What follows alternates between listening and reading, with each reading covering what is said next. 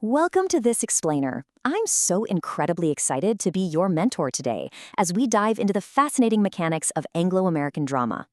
Specifically, we're going to look at the classic 1959 play A Raisin in the Sun by Lorraine Hansberry. Now, you might be wondering, why on earth are we studying a play about a family in 1950s Chicago? Well, because at its very core, this story is all about the absolute power of dreams. It beautifully mirrors our own deeply rooted Filipino values of pangarap, our ultimate goals and ambitions, and tiyaga, that relentless perseverance required to get there, even when the odds are totally stacked against us. Okay, let's take a quick look at our roadmap for today.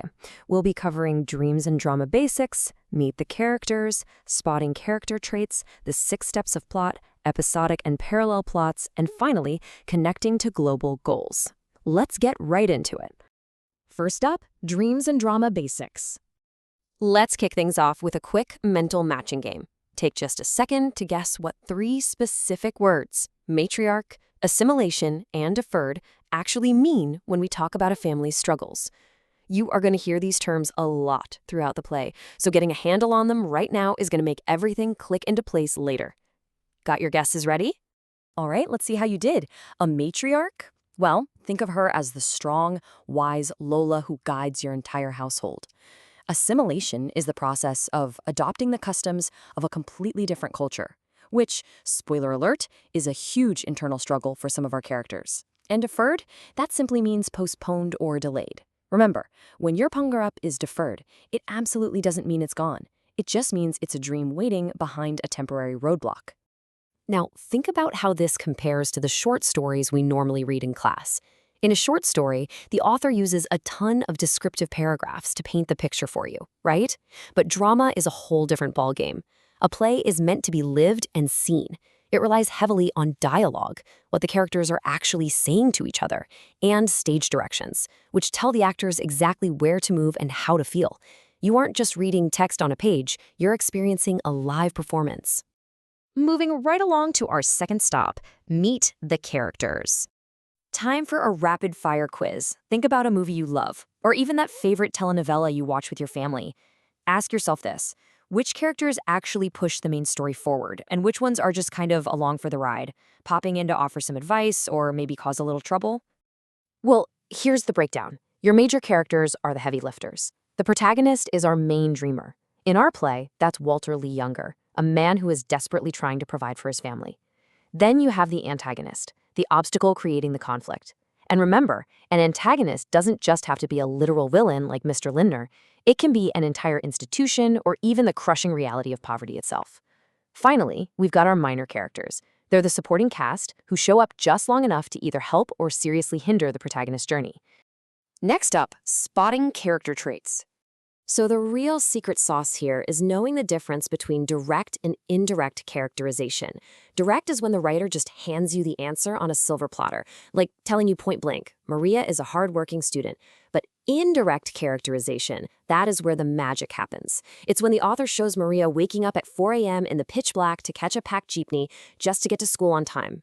You instantly infer that she's hardworking and has incredible tiyaga without the author ever needing to use the word. And in drama, indirect characterization is everything. It's revealed through every single spoken line and stage direction.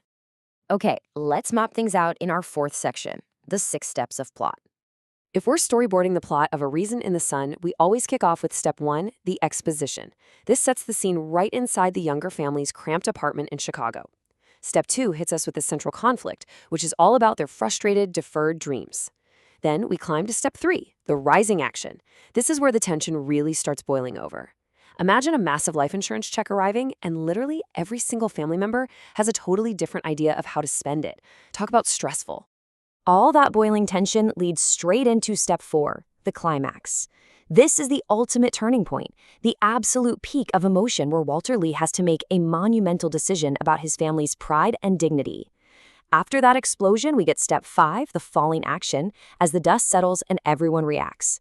And finally, step 6 is our resolution.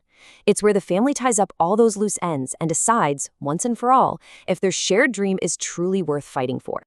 Moving to section 5, let's talk episodic and parallel plots. So, let's break down 2 slightly more complex structures. An episodic plot is pretty much exactly what it sounds like. a series of separate episodes or incidents that are loosely related, usually just tied together by the same characters or a general theme. But a parallel plot, that's a lot more intricate. This is when you have two or more completely different storylines happening at the exact same time, running parallel to one another. To put that into perspective, think of the Percy Jackson books. That is a classic episodic plot. Percy goes on separate Monster of the Week adventures, one right after the other. But A Raisin in the Sun? That uses a parallel plot. We've got different family members chasing their own completely separate dreams simultaneously, all under the same roof. The focus isn't just on one single adventure, it's on how these wildly different lives and desires crash into each other.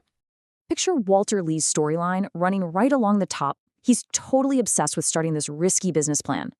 Right below that, happening at the exact same time, is his sister Beneatha's storyline. She's dreaming of becoming a doctor and figuring out her African identity. These storylines speed along side by side until, bam, they converge. They crash into one explosive family climax where all their individual dreams depend on one single, shared decision about their future. And finally, Section 6, connecting to global goals.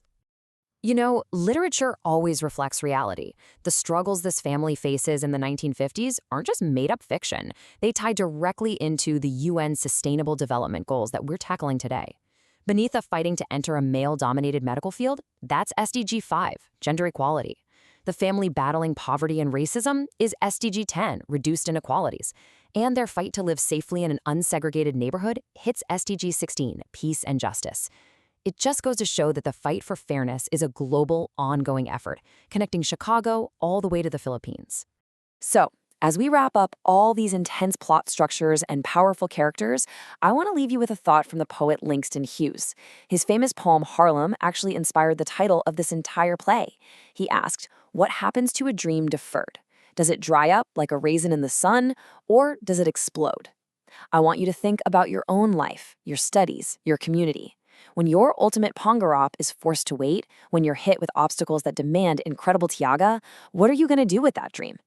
Will you let it dry up, or will you use it to fuel your future? Thanks so much for joining me on this explainer today. Keep reading, keep analyzing, and most importantly, keep dreaming.